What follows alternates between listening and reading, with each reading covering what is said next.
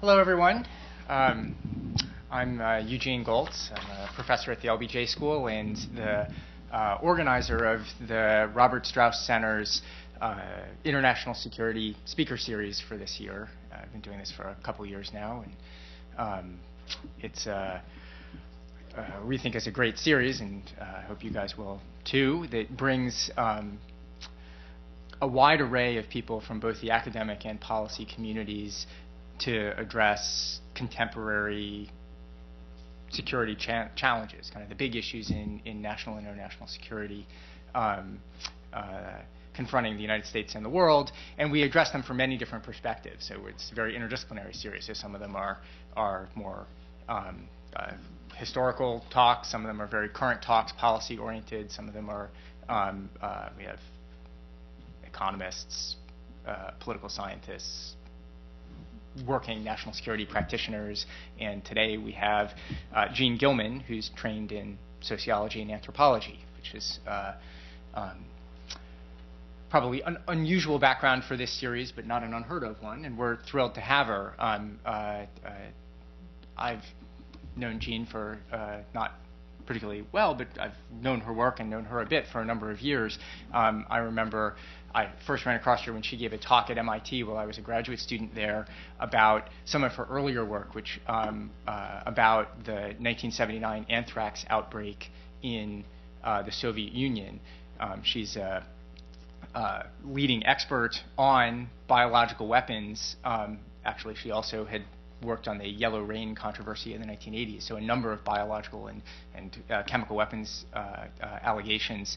And she just does a wonderful job of pulling the analytical strings, just tracking down all the information and being very clever about how to cross-check different kinds of data and finding the whole story. I mean, just a really good investigator. And I learned a tremendous amount from that talk and other things I've run across. She's since then written another book on kind of the history of biological weapons, and she's doing ongoing work on that, which she's going to talk about some today, of how people perceive threats of biological weapons and the effect that has on their own biological warfare programs.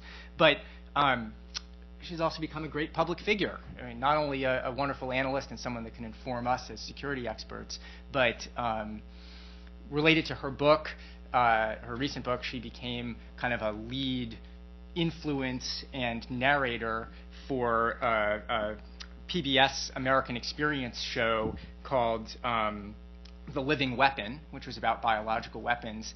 And this isn't just any TV show. I mean, it's always great to be on a TV show, but this show won an Emmy last year for being a fantastic individual research, explained to the world, complicated, hard, scientific and national security question. I mean, this is it sort of brought it together in such a way that it became an award-winning thing. And how many people can say that? They made a complicated technical question that has to do with sociology and international relations into an Emmy award-winning thing. As she said, it's not 30 Rock, but I still think it's pretty darn cool. So with that, I didn't say her current position. She's a senior fellow at MIT now in the security studies program, and she's very involved in a set of programs there where they're working on building kind of a community of experts and people who study and think about biological warfare and biological threats and how they develop. It's part of an MIT, but building a community on this very important issue nationwide. I don't know if it's international or not. Maybe she'll say something. But today, she's going to talk to us about her research on threat perception and the development of how to think about biological weapons. But I think there's been biowarfare in the news, and I think that's going to come up. The recent cases about the anthrax letters in the United States with Bruce Ivins. So we got a lot to talk about. And so without further ado, Jeanne Guillemin. Great. Thank you so much. What a nice introduction. It's totally pleasant being here in Austin. All of my experiences, just arrived yesterday, and all my experiences have just been very, very nice. I'm rather jealous of you all here. So about biological weapons, let me just say two things right at the front, and then I'm going to go into sort of the details of history and some of the visuals of history concerning threat perception.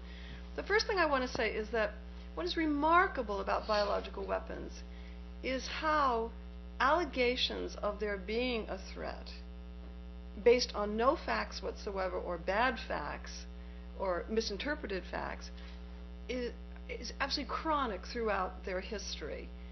So if you could go to every state program, for example, starting with the French in the 1920s, and you would find out that the French really believed, or apparently believed, or justified at least, their program, because the Germans were going to attack on the Western Front, as the Germans were rearming. This was at least the French justification for beginning their biological weapons program, their secret biological weapons program. And if you go to the British in 1940, you would find the same habit of thinking, that is, the same justification, that Hitler, since he had proved that he was aggressive in bombing England, must certainly be moving toward biological weapons. Then you could talk about the Japanese in Manchuria in the 1930s, who said, of course, the Soviet Union is looming over the Manchurian border with anthrax and with cholera. And then you can go to the United States in 1945 to 1948, insisting that the Soviet Union was fast developing a capability in strategic biological weapons. And then you can go to the Soviet Union in 1975, where they are insisting that although the United States had renounced biological weapons in 1969, that the U.S. still had a secret strategic program, and therefore they must have a secret strategic program. So there's something going on here with biological weapons. And I raise that because I think for those of us who are in the area, we're constantly going over to nuclear weapons and comparing what's the difference here. So I'd like you to just, I'm not going to answer that question, it's a big question, but I do think it's an important question. Why is there this malleability of threat associated with biological weapons? And then second, and related to this, is the fact that the life sciences are dedicated to beneficence. And we don't always think of either physics or chemistry exactly in that way. So I just leave you with those sort of like two, thought questions. And then now I'm just going to go into visuals and history. And this is all, you'll see what we're coming back to. It's also a lecture which has to do with policy, because I think policy is really, really important. Like, which way are we going? Where have we been? Which way are we going? So let me just begin. I love this quote, Major Leon Fox. It's so over the top. Bacterial warfare is one of the recent scareheads that we are being served by the pseudoscientists who contribute to the flaming pages of the Sunday annexes syndicated over the nation's presses. And in 1933, I can tell you, he really believed it. He didn't know anything about the incipient program in Japan. Nobody did. The French were totally secret. They weren't telling anybody. And the United States was very secure. And when he's writing, he wasn't really a bad microbiologist. But at the time he was writing in 1933, people thought that bacteria and viruses were so fragile that if you tried to spray them around or dump them over here or do anything with them over there, that they actually would die. And the French were smarter than him because they knew about anthrax, which has that tough spore, can develop that tough spore. He didn't know about that. He didn't think about it much, and that was his comment. But please note that in 1944, when the United States has a really roaring, aggressive, and expanding biological weapons program, the U.S. Army arranges to have Fox's article reprinted in order to calm the public and to reassure the public that there was no threat, that there was no activity here, that this was all scareheads. Here's a summary of the CBW policy, 1941 to 1969. And I'll just make a brief comment on each of these aspects. The first was that with chemical and biological weapons, the idea in the United States, and not only in the United States, of course, but let's stay with us, was that there should be full and total latitude, secret latitude for total war. That is, civilians were fair game. If you were an industrial nation fighting an industrial nation, you should be able to bring strategic weapons to bear, and biological and also chemical weapons would fit into that category. Number 2 was the protection and fortification of American commerce. Now, for this, we can go back to 1925, when the United States decides that it's not going to ratify the Geneva Protocol, which bans chemical and biological weapons. Why? Well, the main reason was the chemical industry. The chemical industry really didn't want anybody coming from overseas, foreigners, telling them what to do. They didn't want any restrictions on commerce, and they saw in the ban on chemical weapons the edging in, the sort of the beginning of a kind of slippery slope that would bring more regulation over the chemical industry. And they basically lobbied very hard, and they won with a fairly conservative Congress that just rejected the Geneva Protocol. The protection and fortification of American commerce is extremely important, and when you get into the war years and you look at the history of particularly biological weapons, not so much chemical, but biological weapons, you see that George Merck, who's the scion of Merck Pharmaceutical, is the head of basically the initiative for biological weapons in the United States. And you see that there are many efforts to bring together industry and government to fortify the offensive biological weapons program. Number 3, integrate academic science. We have several phases in the exploitation of our major sciences. We have the exploitation of chemistry in the 19th century, which gives us chemical weapons. We have the exploitation of physics, which gives us nuclear weapons.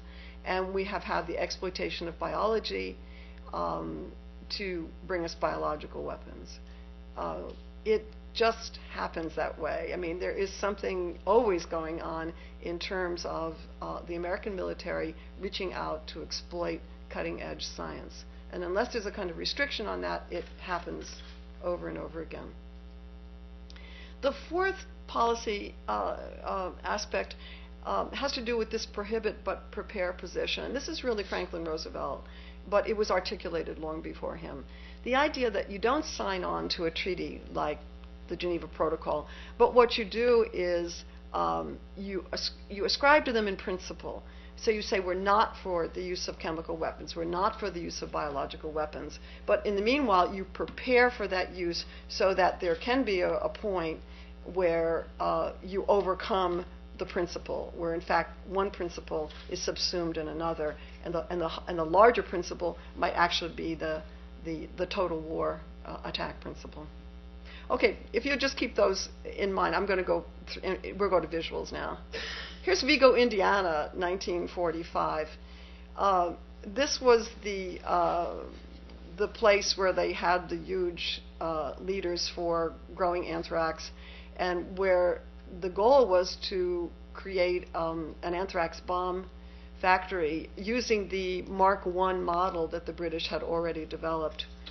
That is to re-engineer the Mark I bomb and then get it down here to Vigo, and then do the bomb fill with anthrax spores, and basically fulfill any orders which would be coming particularly for the Western Front.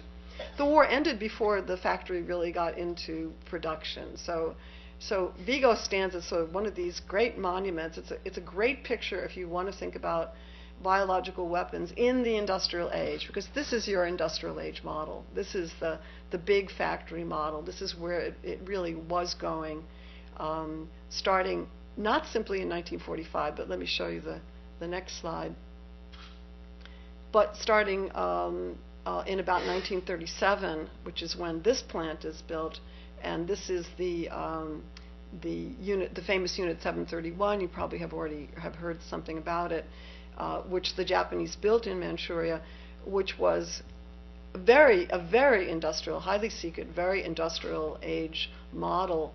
I was able to go to Unit 731 2 years ago, where they have an absolutely splendid museum now of the remains of this particular facility.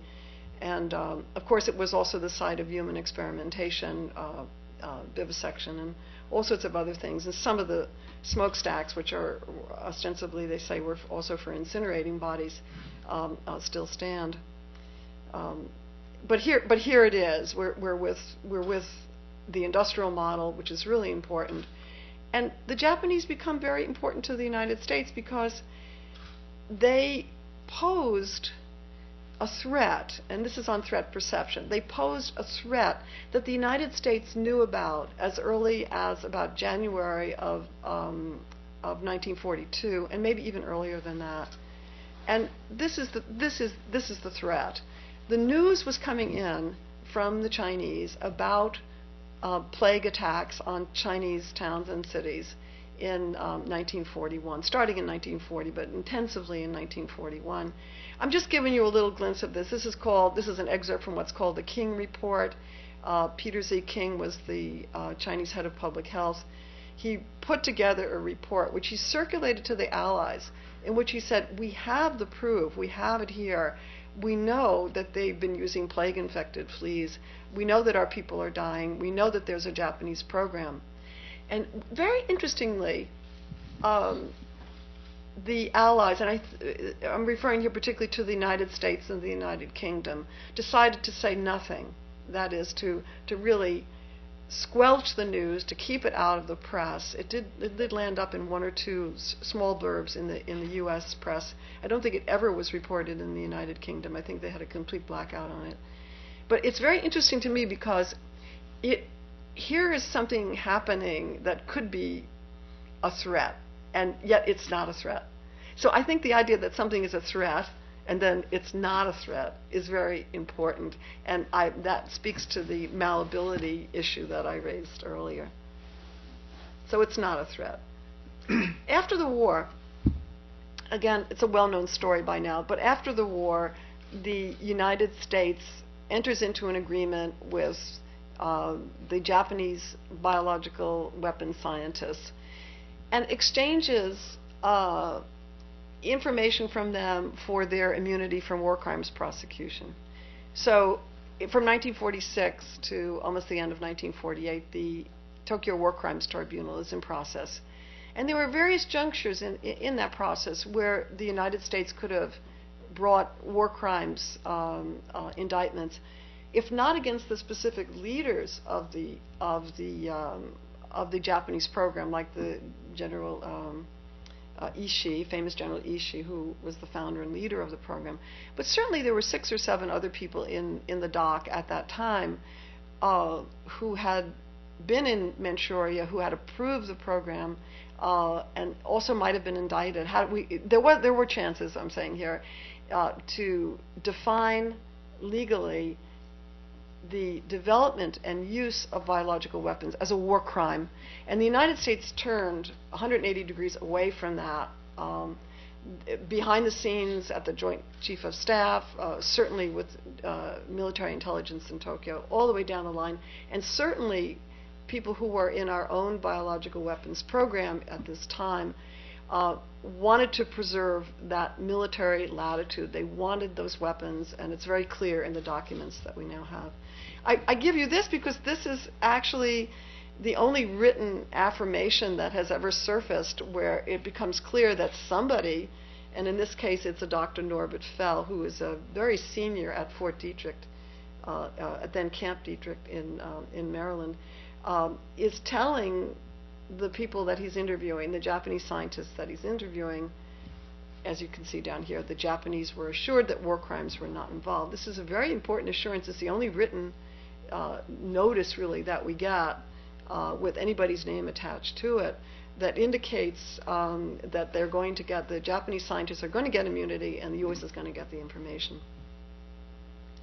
Let me just tell you a little bit what that information was about.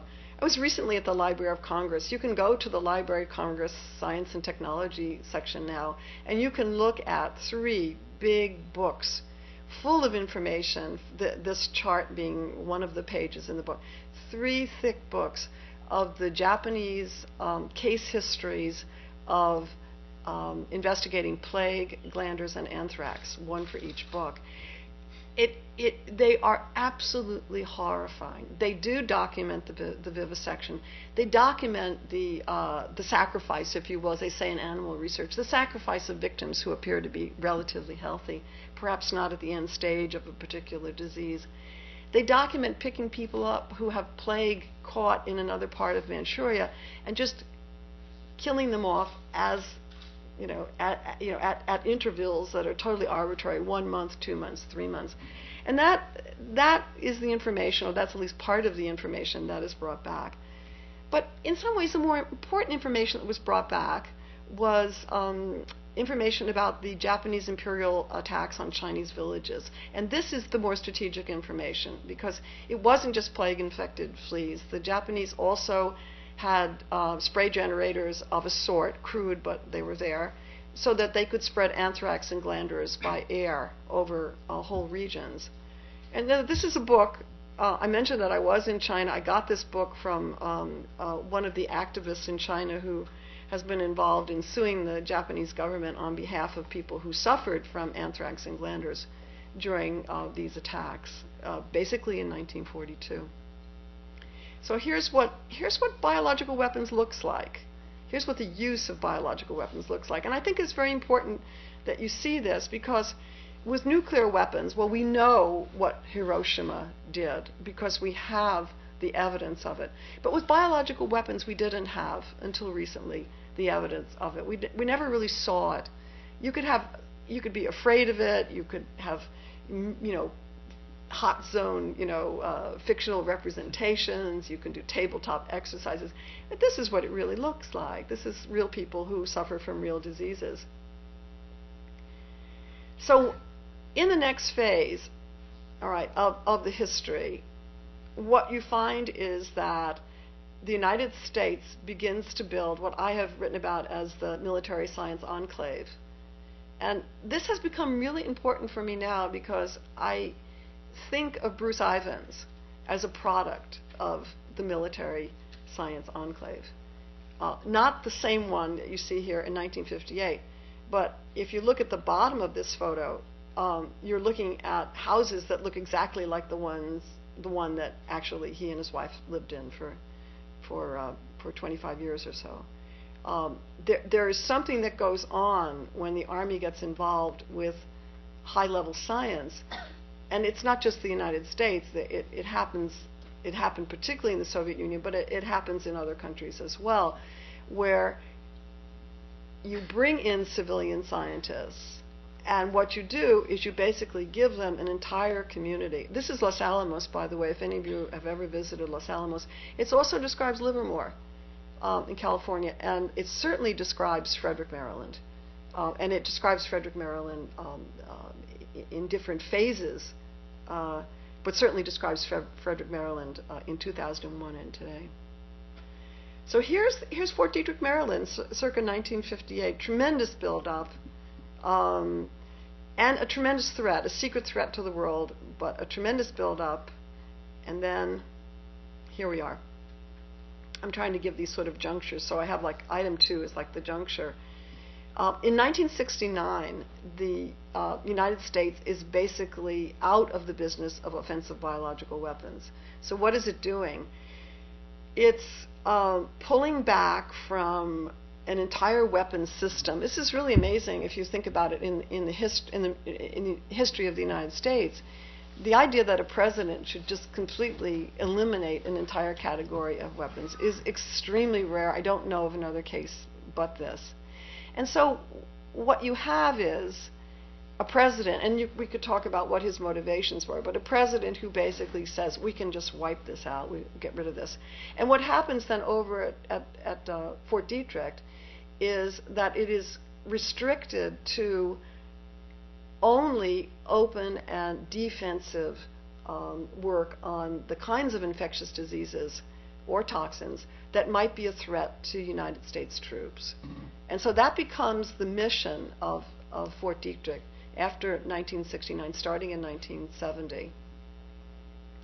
This is very important because what President Nixon has said is that biological weapons are sui generis a threat, that the threat is universal and we don't want it. And then after that, of course, you have the ways paved for the 1972 Biological and Toxin Weapons Convention, and also the U.S. ratification of the Geneva Protocol in 1975. So it's an interesting, again, what is the construction of the threat here? The construction of the threat here is it's universal, and we don't want anything to do with it, and the rest of the world shouldn't have anything to do with it either.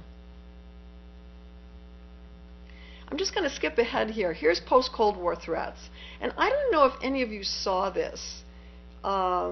It was Secretary of Defense Cohen when he appeared on television, and it's the famous bag of sugar. He had consulted with this old bioweaponeer, Bill Patrick, and they tried to figure out how many grams of anthrax spores would be sufficient to kill how many people in Washington. And they went over here, and they went over there, and they did this and that. And then they finally came up with the idea that it would be effective if the secretary would just hold up the 5-pound bag, and then the rough back of the envelope calculation was that it would kill 2/3 of the people in Washington, D.C. This was really a very important, not for the reasons you'd think, but this is actually a very important statement, because what he was doing, what Cohen was doing, which was not obvious to the audience, was he was promoting an agenda that was very important to his heart and very important to the hearts of Republicans at that time, which was to take Department of Defense money and funnel out into private enterprise.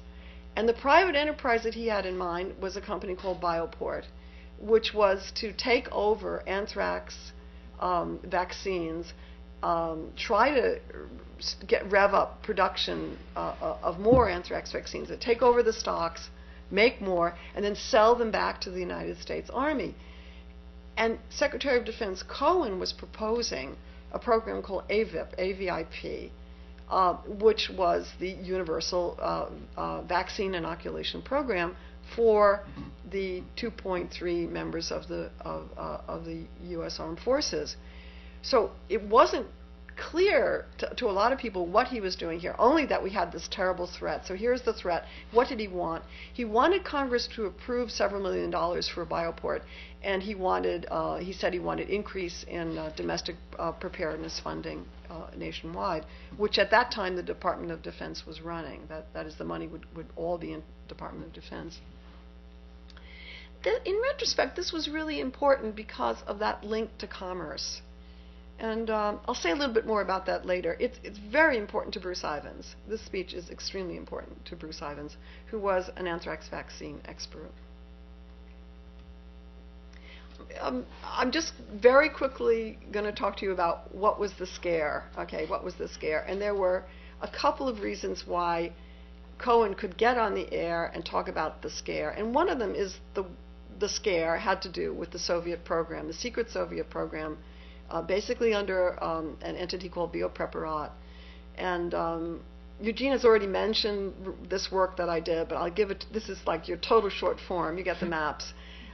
This is the map of Sverdlovsk, a certain portion of the city, not the entire city. And the red dots show you where the victims of the April 1979 outbreak were located basically on April 2nd of that year, when the wind direction was exactly what you're looking at there, that is flowing to the southeast. So this work was done by doing door-to-door interviews with the families of victims and finding out where they were during the day at their workplaces. We had already gotten a list from the KGB which told us where, by us I mean we were a team of both Russians and Americans that were in the city doing this work in 1992, but showing us where people lived. But epidemiologically, when there's an outbreak, where people live is not enough. You really have to find out where they've been. Where did they go during the day? It's the same thing as people getting eating bad meat at Wendy's, or I don't know if that's correct, but I don't want to slander Wendy's, but something like that. But you really have to find out where they were. You have to do those interviews. It's basic epidemiology. So I went with wonderful colleagues from the Ural State University, which is in not Sverdlovsk anymore, but Ekaterinburg, and this was the result. And then I'll just show you the second map. And this is the lethal effects of anthrax spores, 50 kilometers from source. And this was a big deal.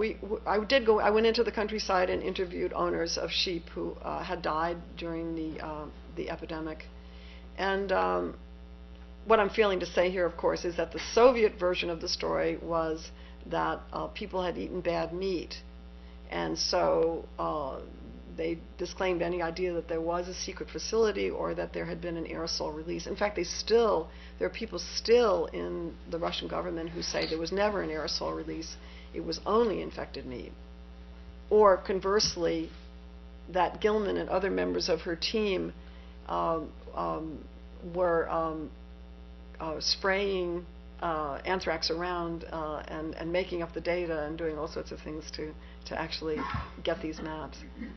So anyway, the 50 kilometers was important because in all the research that we had done in our program on anthrax, nobody had ever tested out the virulence of anthrax over that distance. The other thing that hadn't been tested out, because we didn't do human subjects research on anthrax, was that there could be a delay in the time from exposure to actual symptoms and infection. And that really wasn't known. It had been insinuated in some monkey research done in the 1950s and 60s, but it wasn't known until we got the case data and sorted out the case data on Sverdlovsk. So that was a big threat. This news is all coming out, by the way, in 1992. We didn't really publish until 1994. But it was all in the news. It was coming out. And along with it was coming Ken Allebeck and others who were basically telling about their experiences, their firsthand experiences in biopreparat. And this is a big facility for producing anthrax, which was at Stepnogorsk, which is now dismantled. And this is a picture of Ken Allebeck round about the time that he would have been directing the institute that supervised Stepnogorsk. So this was very scary. This was coming out in the 1990s. I'm going back all the time to the threat issue, to Cohen's statement. And then we had Anscom in Iraq, 1995. Yes, Saddam Hussein had these fermenters at Al-Hakam, that he had plans to use, at least in documentary form we knew this, that he had plans to try to put anthrax and other biological agents into munitions and basically fire those munitions at enemies in the region, that is Israel. So that was very scary. That came up in 1995, and that's another part of the threat. The Shinrikyo sarin nerve gas attack was also part of the threat issue because they had tried to use anthrax. But what happened with the Shinrikyo, and it's very interesting, is that people conflated the nerve gas with biological weapons. So even now, sometimes people say, "Well, oh yeah, anthrax. That was in the Tokyo subway. I remember that." And then no, it wasn't. But it doesn't matter. What mattered is that the fright value of all this, the scare about all this, was really rising and rising and rising in the 1990s. And it is in the 1990s, by the way, that we first hear the word bioterrorism. Because if you go back before about 1992 or so, there is no word bioterrorism. Bioterrorism is a word, it is a concept of the 1990s. Now, I'm pointing all of this out because, in fact, all of those examples that I just showed you that were motivating Secretary Cohen, and motivating, by the way, more than 40 different offices in Washington in the federal government to claim the bioterrorism mission. Okay, all of those examples were over. They were gone. They had been eliminated, but in a way it didn't matter because by about the year 2000 or so, bioterrorism has a life of its own. It doesn't matter that the Russians have gotten rid of everything. It doesn't matter that they blew up Al-Hakam. It really doesn't matter that Shinrikyo leaders are in jail. It doesn't really matter because bioterrorism is now, in a Weberian sense, self-perpetuating itself in bureaucratic institutions. So here's the 2001 U.S. postal anthrax attacks, and if it wasn't true, before these happened, that is, that bioterrorism had a bureaucratic self-perpetuating existence, a mission. It was absolutely true in the weeks that followed these attacks. And I just mentioned here, I've been studying the anthrax letters since they happened. It sort of was my beat. And here are just 4 things that I mentioned here. The persistent White House identification of the terrorists as Islamic fundamentalists, first with al-Qaeda and then with a kind of a blurring over to Iraq, or anything you want that would fit into the war on terror. And then the federal, and this is the CDC and U.S. Postal Service, real ignorance of the risks of exposure. That is, when these letters had their impact, which is basically in postal situations through contaminated environments, the CDC and the U.S. Postal Service consistently underestimated the risks of exposure. And this is why you have, for example, 2 Brentwood postal workers down in Washington dying, not being advised of a contaminated environment, and not being offered in a timely fashion antibiotics.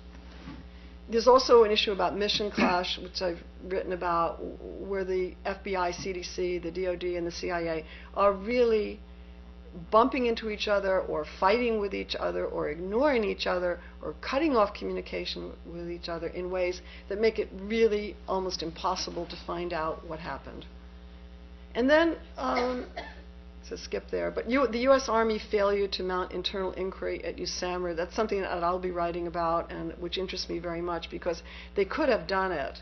They could have done it independent of everything that was going on at higher levels, and so they didn't do it. And then finally, the multiple lawsuits against the federal government, which spun out of this event. Again, a very serious threat. But here's, again, indication. How bad was the threat? Well, the threat itself wasn't bad, but the construction of the threat was, in a way, what you wanted to do with it. And maybe some of you remember this momentous day in which Colin Powell held up that vial of, it was just, I think it was sugar, and said, this amount of anthrax, shut down the United States Senate. He could have added the United States Congress, because it was the Senate and the House. So here you have a threat, a threat construction, very important, very vital, because it becomes part of the Iraq WMD issue. It becomes part of the reason why, in fact, we have to take out Saddam Hussein. We have to begin the invasion of Iraq. I want to point something else out to you. This is on that general issue of what are we talking about when we're talking about biological weapons and threat. This is a quote from an article, October 22nd, 2001, by the now famous Judith Miller and Cheryl Gay Stolberg, talking about Vice President Cheney's embrace, if you will, of the threat of biological weapons as a casus belli, that in fact it's not just anthrax that Middle Eastern terrorists are going to unleash on the United States, but now he's got something else, and that is the dark winter scenario, which came out of the Johns Hopkins research. What are they called now? I can never figure out what they're called because they keep changing themselves. Civilian biodefense is part of it, and also they now seem to be located at University of Pittsburgh, although their entire staff is still within the Beltway. In any case, the agenda of Dark Winter was, the scenario, the story was that Saddam Hussein was going to send smallpox-infected terrorists who were going to show up at the Chicago airport and then proceed to infect the whole United States, little by little, with devastating smallpox of a variety of form that would produce an apocalyptic scenario, that in fact the whole country would shut down. And what's really interesting, and the critiques came back from the Lancet, they came back from the New England Journal of Medicine, they came back from Nature, from people who really do know about smallpox, saying, what are you talking about? The rate of infection, the dissemination, the spread of disease that you're talking about here is, in practical terms, almost impossible. And it is, if you'll excuse me, it is a fraud. And they didn't say, they used the word fraud, but the articles came out, it was fraudulent. But again, when it's a matter of a national security threat, and you don't care about facts, then you don't use words like fraud. You say it could happen, or we could be facing this, or this is our problem, and now we have to prepare for that. Now we have to do something about that, because this is the threat that we're facing, and this is real, real in its consequences. Again, to use an old sociological phrase, things are real in their consequences if people do believe.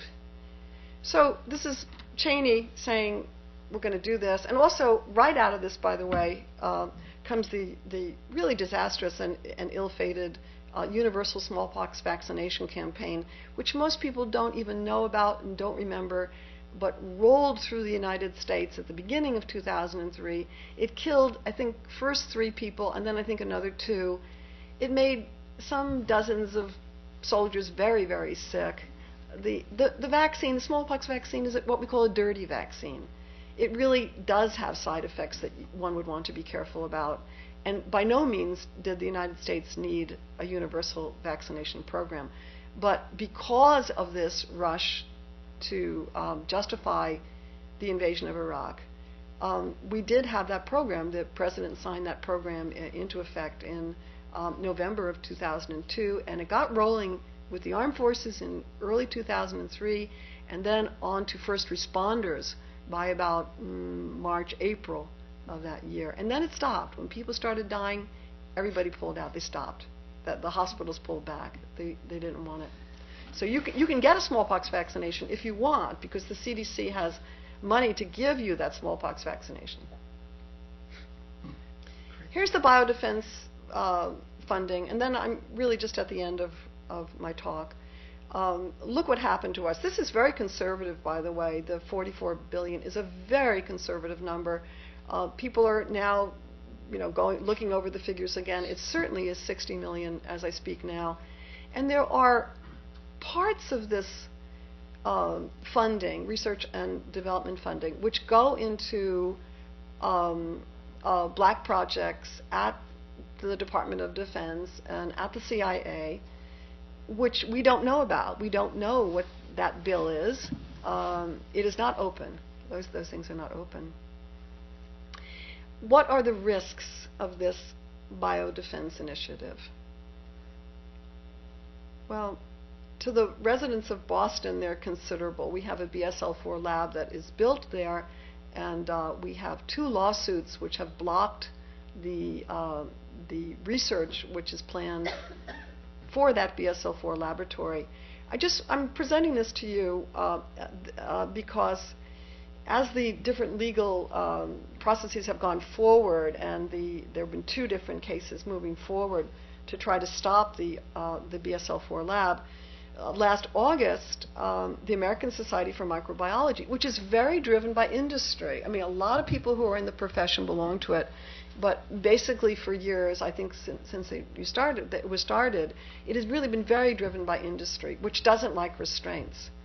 And so, out of the blue, unsolicited, certainly, as far as I know, the American Society for Microbiology gives its judgment on this BSL-4 laboratory, which is that there's no risk. There is no risk. And in the meanwhile, if you go to various websites, or if you just read the newspapers, you find that the number of accidents in high containment laboratories, whether level 3 or level 4, is accelerating, and it has been accelerating with the new funding. So the more places you have doing what we call select agent research, the more you find out that scientists act like scientists in their laboratories. That is, they cut corners, or things break down, they try to fix them, it doesn't work, they don't report. All sorts of things go on like that. That is actually the world of bench science. And it certainly is the world of people who do work in biology, who do microbiology. It just goes like that, but it never, or very rarely, is at the level of danger that we now can associate with working on select agents like the pathogens for the Ebola virus, or which is at that high level, or doing other risky work, which is also high containment worthy, which is creating aerosols of lethal pathogens and testing them on animals. And that's going to be the big problem. That is in gear now everywhere. That is open. And in many places, the problems are just beginning to emerge. A lot of people don't know this. It didn't register, but the Centers for Disease Control in Atlanta, in response to the scare about bioterrorism, started allowing a scientist from Fort Detrick to come to its laboratory, which is a BSL-4 laboratory where the smallpox strains are kept, the 100 and so smallpox strains, the others being over in Russia, in order to create virulent smallpox aerosols and test them on large non-human primates. It's absolutely extraordinary. It appeared as a tiny little line in one of the journals. I think it was in Nature or something. And I fell off my chair. I thought, the last thing we need, is virulent smallpox aerosols being tested on large non-human primates. For one, it doesn't make a lot of scientific sense because you're never going to get up to that level of statistical interest. You'd have to be doing it a lot more in bigger runs for a longer period of time before you could ever find out what you wanted to find out. And what was it you wanted to find out? Since to get a smallpox vaccination or vaccine up to snuff, you don't need to you use variola, you use non-virulent strains. You don't have to use that virulent strain or those virulent strains. And what, in fact, was that scientist from Detrick doing in terms of his selection of strains or his combination of strains? Very dangerous stuff. So where are the risks? Well, if you're up in Boston of late, and maybe if you're in Galveston, by the way, or San Antonio or Bitterroot, Montana, maybe you're having some thoughts about the risks of this. This is just real quick. When Boston University was asked to produce a statement according to the environmental, which is required by the Environmental Protection Agency, about the risk to the local community, it hired a consulting company out in Canada somewhere that knew about aerodynamics but didn't know anything about anthrax. And they churned out a report which, for example, from the get-go, it cannot be authoritative. There are 1 trillion spores in a gram of anthrax, just to start, all right? And then the rest of the report is a kind of it's very sad. I mean, it's a kind of a scientific, again, I'll use the word fraud, but certainly not representative of risk. But this is the kind of stuff that happens when people get into biodefense. This is a picture of Bruce Ivins that he sent around on an email on November 14th, 2001. What happened to Bruce Ivins? I don't know. Maybe we could talk about it. But I do know that he was under pressure to work with commerce in terms of creating and then marketing a viable anthrax vaccine, and that his 28 years of experience at Fort Detrick had not very well prepared him for that experience of working with federal regulators or working with people in commerce, and that this did put, undoubtedly, as we know from his emails, this is all coming out through the FBI, it put him under incredible stress. Let me just end here. Questions. New principles for old. I gave you the policy issues that have been directing us or had directed us from like the beginning of the war, 1941, right up till 1969. So now this is just a reprise on those. So what I've done is I made them a little bit more complicated. And I think these are our choices. Do you want secrecy in biodefense, as if we were in a war on terror? Or do we want to rationally reassess the bioterrorism threat? Do we want to actually defy the old rule that once a bureaucratic niche is developed, it's really, really difficult to destroy it, reform it, shut it down, unless you're the President of the United States. It's really, and even then not, it's really, really hard to do bureaucratic reform on this issue. But I think it's extremely important that people understand that there is barely a shred of credible intelligence information that you could put any money on whatsoever that terrorists are developing biological weapons. And I think that maybe the public should be at least sensitive to that, or if you don't believe what I'm saying, that maybe the question at least should be raised in a way that you get out in front of the fabrication of the bioterrorism threat, that we move away from it and try to at least put it in proportion. So the proportion issue actually is on the next one. We could continue high levels of unrestricted biodefense funding with all the big risks entailed. You know, there are more than 10,000 scientists now working on select agent research, biodefense research and development, and that is about how many? 6,000 or 7,000 more than were working on it in 2000. Or we could scale down the biodefense project and require oversight, public review, and legal restraints on select agent research and testing, which I think is the right way to go. And we do have some push in Congress now. We've got people working on both the House and the Senate side who are asking for oversight. And the Bruce Ivins case, by the way, is propelling that. Because, look, it wasn't somebody from Al-Qaeda. It wasn't somebody from Iraq who sent those letters. And I betray here, by the way, my belief in his actually being the criminal. But it was one of our own. And even if you don't believe in him particularly as being one of our own, it certainly would appear that Fort Detrick was harboring someone, and that you go back to this whole thing, you know, we have met the enemy and it is us. And I think we really prudently had better start looking at the ways in which we're creating more risks than are really necessary, new kinds of science weapons enclaves that we actually don't need with dangers that we really don't want. And on number 3, what are we going to do that gets us away from magic bullet approaches to national security problems in this area? For example, if you say that biological weapons are a threat, the American answer has been, okay, we're going to develop new antibiotics against all different kinds of virulent anthrax strains, or we're going to develop new vaccines against, and then just fill in, or we're going to develop sera, or we're going to develop, and it goes on and on with the sort of the technical solution to what is actually a political problem. And so I think I'm hoping that maybe there's a way that we'll become tired of that.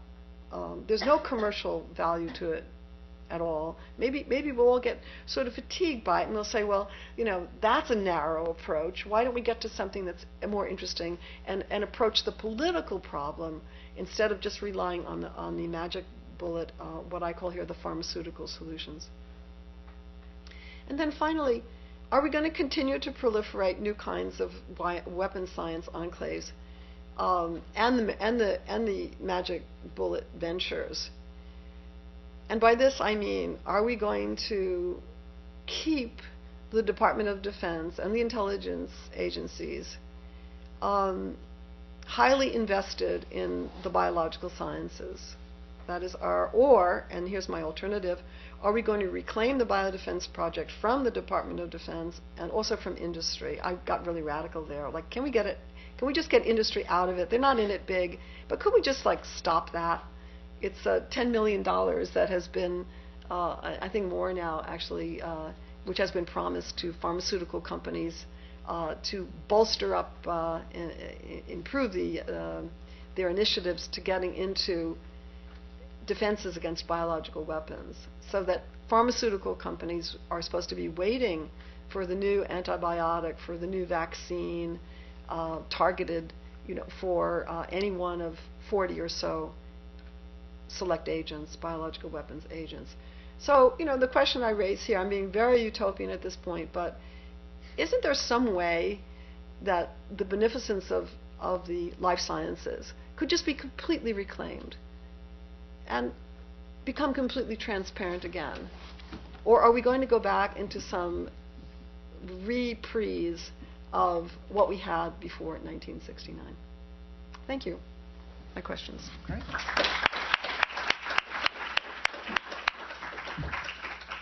Well, thanks very much for a great talk blending history and current policy and scaring us all, I guess. I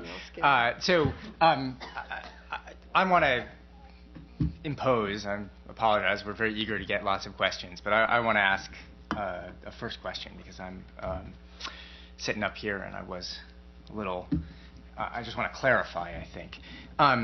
It seems to me that your pitch is a really appealing one. It says people always allege that there's a biological weapons threat. Not much evidence of it. We don't know what the threat is. It's not clear how we're actually all going to get hurt from biological weapons, yet there's a threat out there we have to respond to. And then your next point is, but our response is really bad and dangerous for us. And I can think of 3 different ways it's bad and dangerous for us that you seem to allude to. And I was wondering if you could just clarify each of the 3 and weight them for me. So one way that it's bad for us is when we make up a threat or exaggerate a threat from somebody else, it leads us to start testing what we think they might be threatening us with. We start doing aerosolized smallpox or anthrax or whatever, and that might be dangerous because even if they don't have it and aren't threatening us with it, maybe we'll accidentally release some of our own, and that could hurt people. And so I don't know how serious that is or how bad that is, but that's one. The second thing is we'll start developing vaccines or using bad vaccines that are dangerous to us, certainly in a cost-benefit calculation compared to the threat. We'll kill more of our own people by using dumb vaccines because they're the best that we have, but we'll hurt ourselves on the defense instead of on the offense side. And so what's the relative cost of us screwing around with offensive agents as opposed to defenses against them? And then the third thing that might just be a cost is that we make up spooky, wrong-headed enemies. We exaggerate the threat. We fight wars like Iraq. We waste money on dumb research projects. We divert what might otherwise be smart scientists into the dead-end area of bioweapons research instead of letting them, cure cancer. We create this enclave instead of having that amount of science doing good life sciences work. And so that was what I took away, was these 3 different things, but I didn't understand how you weighted the 3 different threats or 3 different risks. The offensive defensive thing is really interesting because it is the looking glass war problem where you create a worse weapon because you imagine that your enemy has the worse weapon, and then lo and behold you have that weapon. And we saw actually I know the history of the American program the best. And it happened all the time in the American program, that increasing the virulence of a pathogen was really what you wanted to do. So by 1969, we had the most virulent tularemia pathogens that you could possibly imagine, and we had the most virulent anthrax strains that had ever been on the planet, as far as we know. So there is always that problem. There's something else that's going on. I want to distinguish between like the past and the present. The offensive defensive problem was really severe when you had the military seeking that surprise military advantage. So as long as and this is true within total war doctrine, if you really believe in total war doctrine, you really want a surprise military advantage, which is strategic. And as long as you think biological weapons could do that, then offensive defensive lines were blurred all the time. I don't think we're in that world anymore, particularly in an intentional sense, because biological weapons are illegal. The chemical weapons are illegal. They're banned internationally. No points here for getting into that business. So what is the problem? And the problem is accidents. The problem is people doing things in good faith and then saying, "Oh my God, I didn't know," and so it's that with every new technology you get the risks.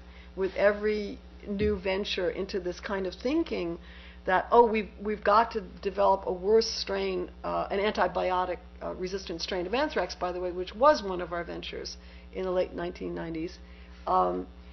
As long as you start that, then you've got it. Then there's that weapon. And so again, it's not it's not the same as before. It's now, and so I would just make that point. And could we be doing better? I think that's really the other question that you're asking. Could we be doing better? It's a funny thing. I worked in Washington for a while. It's a funny thing. You could walk around Washington saying, "Oh, they're spending $5 billion on this program," whereas if they spent it on that program, it would be so much better. And it never works that way. You don't pick up money over here and put it over here. I don't know why, but it doesn't work that way. And so what happens is that there are cutbacks, and programs dry up, or they dwindle, or they get scaled down. Some of them will get a little bit starved out. That's really what happens. So the $60 billion that went into that has gone into biodefense is gone, and there's really you can't pick it up, and say, okay, we're going to put $5 billion this year into the basic sciences. We're going to rearrange the NIAID budget so it doesn't have biodefense anymore. We're going to put it in basic science. It really doesn't work that way, and it's sort of a pity because we talk all the time now about losing momentum with the basic sciences, with America becoming less, competitive in terms of let's say advanced biotechnologies.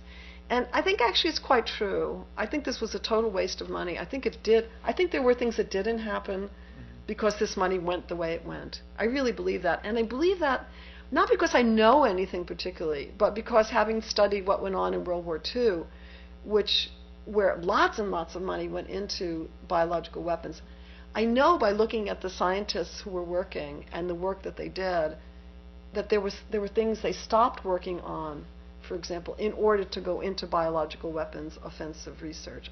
You can see that in the different career trajectories of people who went in, and some of them pick it up after the war, but they're too late. Other people have moved on, or other countries have moved on. There are things that don't happen because you act like that. So I've answered you. It's a great example of opportunity cost, right? Since opportunity I teach cost. Economics, there it is. Exactly, opportunity cost. But let's open it up. Frank, please. One of the kind of bright spot in an otherwise dark tale was obviously the 1969 decision. I was really intrigued by that. What led to Nixon, him personally? Was there some other forces about how much behind the scenes pressure? I mean, what was the story of how we made this? Can you get me my bag over there? Sure. Ooh, I think there's a I have a chapter on this. Let me read my chapter to you. No, that would be long. But the second part of the question is I should get it out of this. allude or suggest that maybe he wasn't fully successful. These programs all kind of they come back, although in a defensive form. And I kind of get the hint that it's sort of really a bureaucratic politics story. That it was almost killed, was kind of always hiding, and it took new forms and sort of expanded. Takes a new form. In the last 5 or 6 years. So again, is that assessment right? But more importantly, I just want to hear more about how this happened, because it does seem remarkable. And what lessons? Well, the research I did on it was I did get to the documents and I did interview people, and I have to come forward here, confess. I happen to be married to Matthew Messelson, who was the advisor to Nixon on the treaty. So I'm not a disinterested person at all in this, but he did. It's all documented. I don't have to advocate for him, but he did an absolutely brilliant job of arguing in a series of papers that you don't want to produce cheap strategic weapons, because then everybody will have them. And that you're doing, if you want strategic weapons, you've got the nuclear, you really don't need this. You don't need it. And so he argued it on that very pragmatic point. And Nixon, when he got up to make his statement about why he was doing it, said exactly that.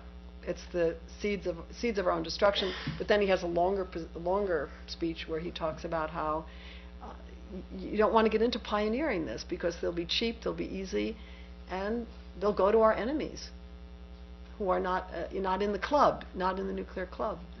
Did this all just happen that year, 1969?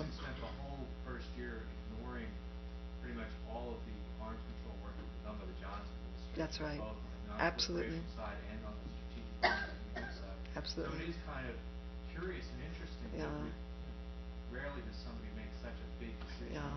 Well, consider the forces of the moment, though, because you had, again, conflation in people's minds. In 1966, there were several thousand sheep killed by a nerve gas accident out in Utah, and people went wild about it. I mean, like nerve gas and the dead sheep, the pictures of the dead sheep.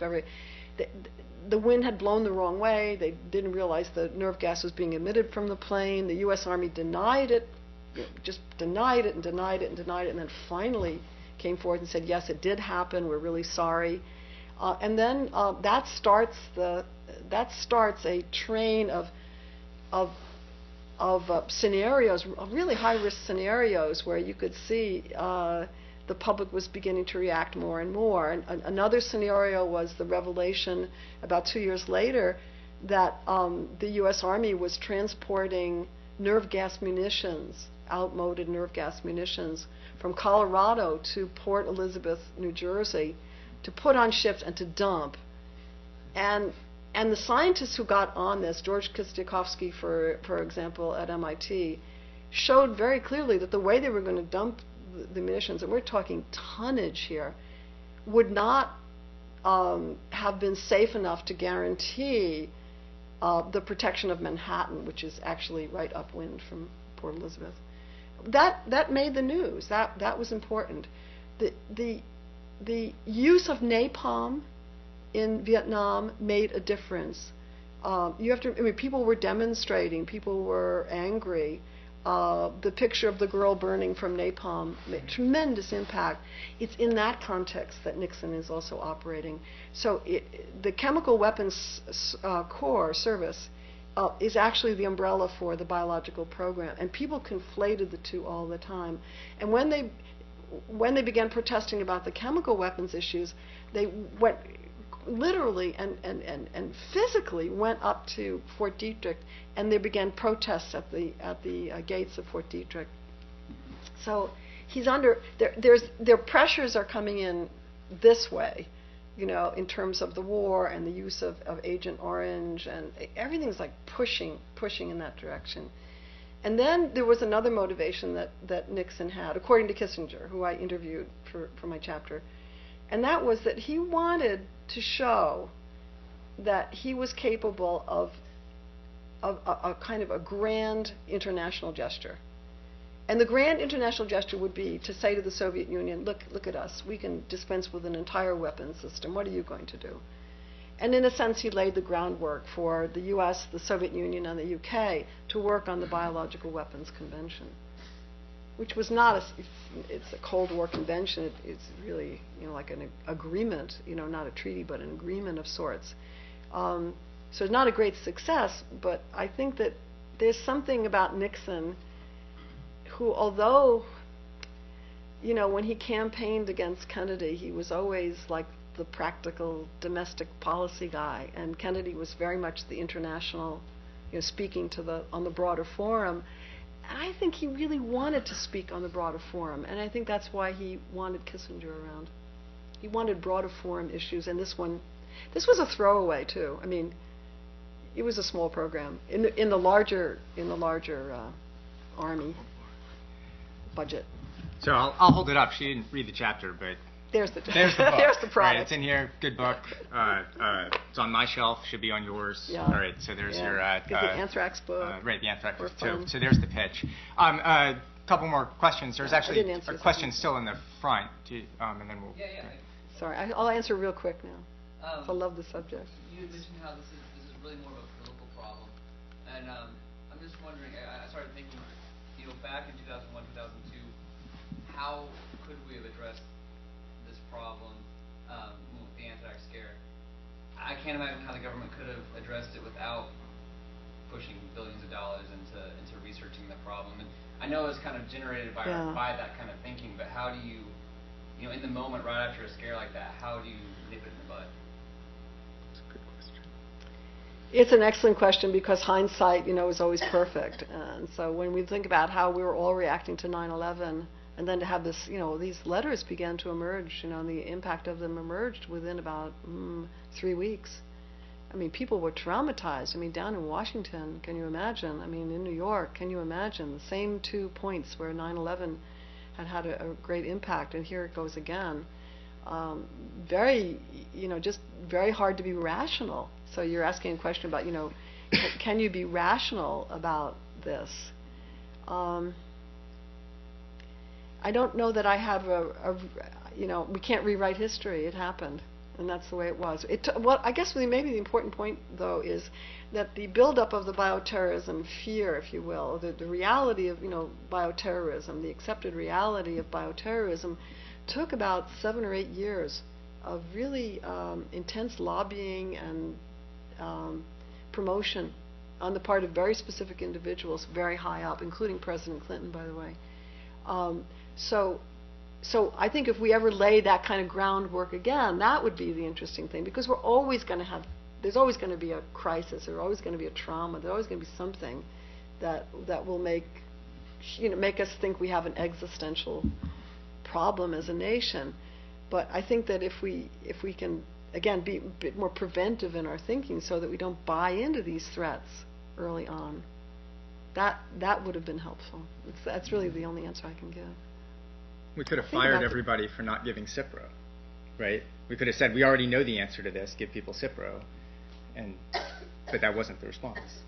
Just a thought that popped in my head. Your question, right? Just give them Cipro. Yeah. I mean, that would have kept down the pressure. Oh, well, if you had a really good public health system and good medical care, hey, that is the core. That is the core. Please, go ahead. As you might know, Texas is on the government's short list for the National Bioagro Defense Facility. I'd like to know your thoughts on the implications of such a facility for the state that wins the bid, and from a security standpoint, and from an impact on the state's technological know-how, bringing lots of new human capital. Well, over and over again when these bids are made, it's like the Galveston bid, the Boston bid, the Davis, California bid. The bids are made in part because people are just thinking in economic terms. They say, it's going to bring jobs. We always hear this. It's going to bring jobs. It's going to bring vitality to the community. There's a phrase by an old sociologist, long departed sociologist named Everett Hughes. He calls it dirty work. Every society has dirty work. I think biodefense laboratories, high containment laboratories, are dirty work. I don't think they're places where people who do cutting edge science want to go or want to be. I think they're dirty work. And I think if you could frame it like that, you might have might be able to position yourself better as to whether you really want that or not. Do you really want that? They're high risk. They always land up. By the way, I have to say that where they have built the BSL-4 laboratory in Boston, it is in a deprived area. It's a minority area. There's no question about it. It's not in Weston, Massachusetts. It's not in some beautiful suburb. It's right there down with the people. And I think that happens. It's going to happen with the agro stuff too. It's going to be places like Arkansas or parts of Texas or somewhere, and they say, we don't. We need something, we've got, we need economic revival. And what they're actually doing is, making a choice which could depress the value of their environment, which probably isn't going to give much in terms of jobs, would actually have a really negative impact on the communities around, so that people don't want to live there. And so I think it really takes a lot of thought. I understand these bids. I understand the momentum and the statements, but I think they're imprudent. Or if you have to have them, you have to have communities that insist on maximum oversight, absolute maximum oversight. You've got to have oversight on different levels. You've got to check and then recheck and then check some more, because the places are dangerous. Where's NIMBY when you need it? Yeah. Do we have other questions? Here's another question over here. What I gathered from your discussion was that this is kind of a proactive reflex reaction of governments to a threat that's almost undefined. In the chain instructions front row,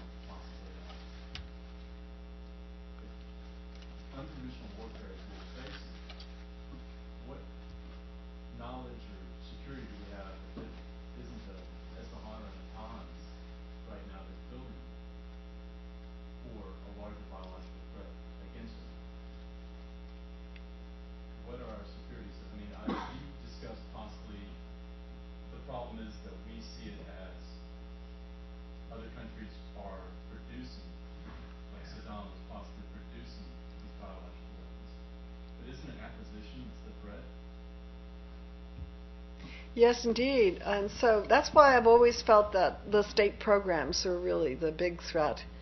And that's why I never was one of those people who said, well, bioterrorism is really a threat. I don't even like using the word. I refer to the anthrax letters as biocrimes. I don't even like using the word bioterrorism. But I think if that's true, I mean, if it's acquisition, then you have to start talking about where do they get it from, and so that is. I think that brings you back then to state programs, and it brings you back to the larger problem of transparency, international transparency. What are we doing that makes the world safer on an international level? And I haven't spoken to that at all because, every time you talk about the Biological Weapons Convention, people say, oh, it's so toothless, it's useless. Of course it's useless and toothless. It's a Cold War document. But there are ways in which, like the Chemical Weapons Convention of 1993, you could really encourage international restrictions and transparency in a way that would make the world marginally safer. It's not going to be a safe world, particularly, but there are things that we could do, and we have not done, absolutely have not done. That old United States, prepare, but, get ready to violate the treaties attitude, which really does go back to the 1920s, is with us still. We still have it. I don't know how we're going to get out of it, but I hope we do. All right. Follow-up. All right. We'll give you a quick follow-up, and then we'll give Alan the last word. We started a little late, so we'll run a little late. Sorry. There we go. Please. Just my phone. No. No problem. Which is what I kind of gathered from what you discussed. Shouldn't we be putting more into the programs, looking more into how we can address this problem? What programs do you mean? More into Well, biological research and defense against biological weapons. We've done so much on that already, and it's infinite. It's like the war on terror. Do you know how many different strains of anthrax there are? It's over 100. Start with it. You can go all these different diseases. They all have different, permutations, strains, evolution. They're always evolving, by the way. Forget that about, infectious disease pathogens. They're always evolving. You could go on forever. And maybe that was the idea. Maybe I've just missed it. It was like to go on. It's like the war on terror. We're just going to go on with biodefense forever because we'll never have a defense against all of them unless we keep doing it. I can't tell you how resistant I am to these magic bullet approaches, and how sorry I am that we have not taken more political leadership in the world. The people who are most disappointed in us, by the way, are our allies in the United Kingdom, people who actually have believed in the Biological Weapons Convention and worked very hard for years on a protocol. That is to make it a standing organization. You get inspections going. You get people committed, those who are parties, states parties, and there are 171 now. Get them committed to transparency and open door. Give Alan the last question. Yeah. Alan Cooperman, Professor Girl, having dinner. Sure. So Yeah. Hi. But I think you've tried to tell a pretty happy story. Uh-oh. Which is hard to imagine. No. The happy part of the story is that we don't need to worry about this threat. And the only thing we should worry about is our overreaction. And I came a couple of minutes late, but I don't know. I mean, the reason a lot of people worry about this is that they think of the three potential weapons of mass destruction. Think about nukes and say, well, there's actually a pretty high technological threshold to produce plutonium or highly enriched uranium. And that actually is a fairly, so if either you're buying it or stealing it as a terrorist, but you're not going to produce it as a terrorist. You really can't produce fissile material as a terrorist. If chemical weapons, you probably could produce it as a terrorist in small amounts, couldn't kill a lot of people.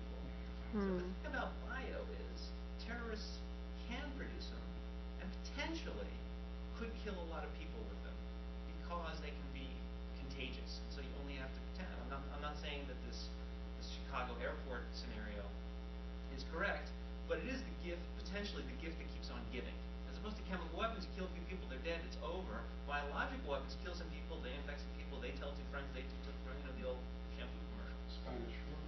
So this is why people are concerned about the bioterror threat, and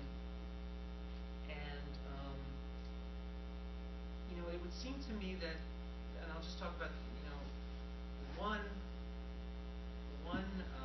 response that we have to this potential threat, which you didn't seem to use. You said you were against, okay, and that was, as I recall it, you said that we are experimenting with strains that we are manufacturing. We're thinking what would be a virulent strain. We're creating virulent strains, and then we are testing it on non-human primates.